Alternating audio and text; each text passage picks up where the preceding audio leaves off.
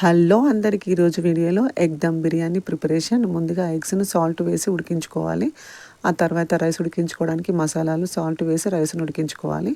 Stove పైన cooker పెట్టి 1 table spoon oil వేసి మనము ఉడికించుకున్న ఎగ్స్ను వేసుకొని ఫ్రై చేసుకోవాలి. అవి కొద్దిగా ఫ్రై అయిన తర్వాత అందులోకి 1/2 స్పూన్ పసుపు, కొద్దిగా కారం, రుచికి సరిపడినంత సాల్ట్ అనేది వేసుకొని ఎగ్స్ను కొద్దిగా ఫ్రై చేసుకోవాలి. ఆ ఎగ్స్ ఫ్రై అయిన తర్వాత వాటిని ఒక బౌల్లోకి తీసుకోవాలి. అందులోకి మళ్ళీ 2 టేబుల్ స్పూన్ ఆయిల్ వేసుకొని ఆయిల్ అనేది హీట్ అయిన తర్వాత అందులోకి మసాలాలు వేసుకోవాలి. తర్వాత కట్ చేసుకొని పెట్టుకున్న ఉల్లిపాయ ముక్కలు, పచ్చిమిర్చి ముక్కలను వేసుకొని మరొక 2 మినిట్స్ వాటిని ఫ్రై చేసుకోవాలి.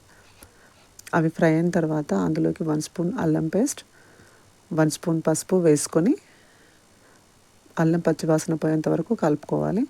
ఆ తర్వాత అందులోకి 1 స్పూన్ కారం, రుచికి సరిపడినంత సాల్ట్ అనేది వేసుకొని మరొకసారి కలుపుకోవాలి. ఆ తర్వాత అందులోకి మనం కట్ చేసుకొని పెట్టుకున్న పుదీనాను, కొత్తిమీరను, 1 టమాటాను కట్ చేసుకొని వేసుకోవాలి.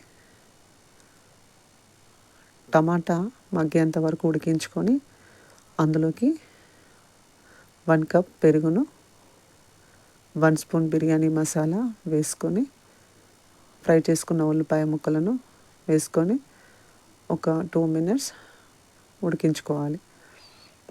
అది ఉడికిన తర్వాత అందులోకి ఫ్రై చేసుకున్న ఎగ్స్ను వేసుకోవాలి. ఉడికించుకున్న రైస్ను యాడ్ చేసుకోవాలి. తర్వాత మరొక లేయర్గా కర్రీని వేసుకోవాలి.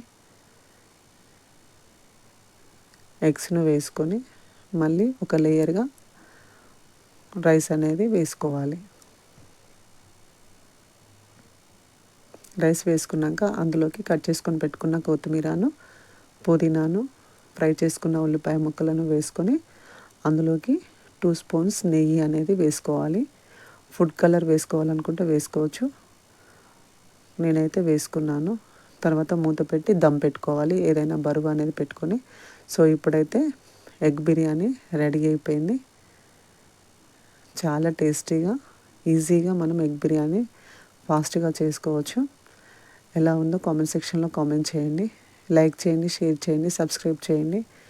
Thank you for watching.